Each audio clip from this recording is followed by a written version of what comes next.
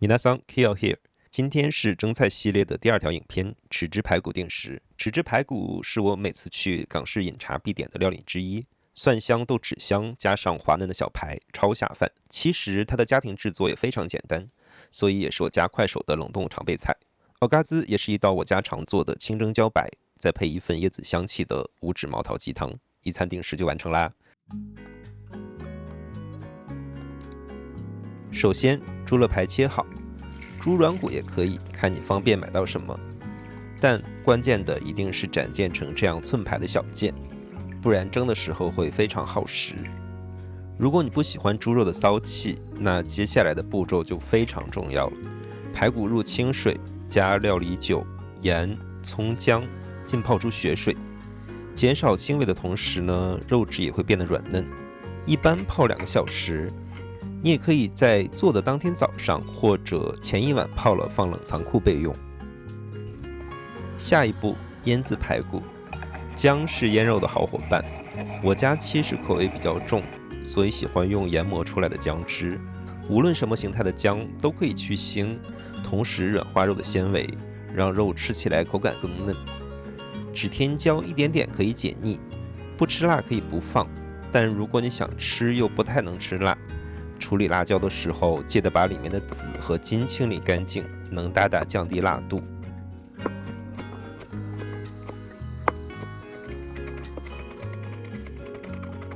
蒜和豆豉是这道菜的灵魂，我家习惯切大一点，蒜像这样竖着切成4份，再简单切几刀就好。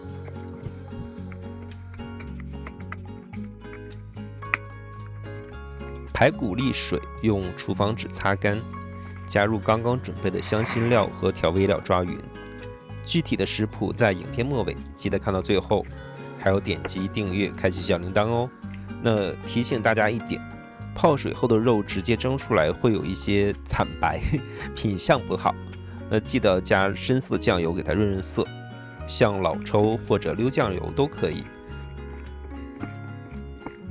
抓匀以后，加入玉米淀粉，作用是让调味料更好的附着在排骨上，而且它熟的时候也会给肉增加滑嫩的口感。玉米淀粉抓匀以后，再加一些油，封住肉里的水分，腌制半个小时到1个小时就可以蒸了。可以提前多准备一些，按份冷冻。想要吃的前一晚拿一份出来冷藏解冻，这样能大大节省时间。蒸锅上气，大火蒸至40分钟就好了。那可以撒一些小棕花做装饰。家里如果有山药、南瓜、芋头等根茎类的食材，也可以切了加进去，它们吸了肉汁和油脂，超好吃。茭白富含钾、钙、磷、铁，还有多种维生素等营养成分，而且高纤维、低热量，吃了会有饱足感。夏天正当季，我家常直接用它来代替主食。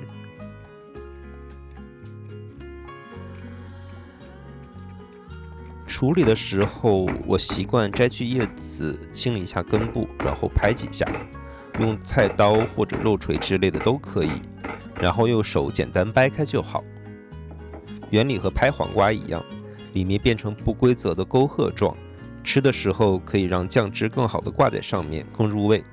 那还有一种处理方法是保留叶子，清理根部以后直接拍，这样更美观，而且叶子会有类似玉米的香气。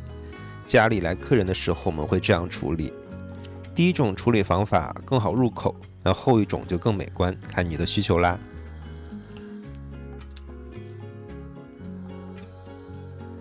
准备酱料，用干辣椒或者新鲜的都可以。用干辣椒的话，剪去头尾，把中间的籽去掉。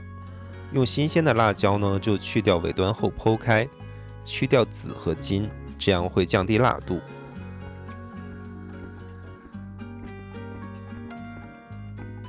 姜切丝，按影片最后的详细配料表，根据自己口味增减调酱汁。这个酱汁很清爽，不会抢食材的味道，用来蘸青菜呀，或者是清蒸、水煮后的海鲜呢，都很好吃。蒸锅上气，茭白蒸10分钟，然后呢，把酱料放进去，一起蒸5分钟就好啦。可以在蒸茭白的前10分钟里准备酱汁，这样可以更好的利用时间。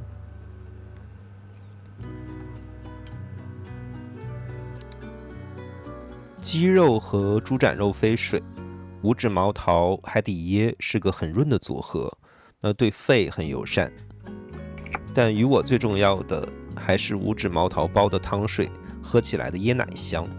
那这里的鸡肉、猪展肉可以用裸肉代替，喝起来会更鲜甜。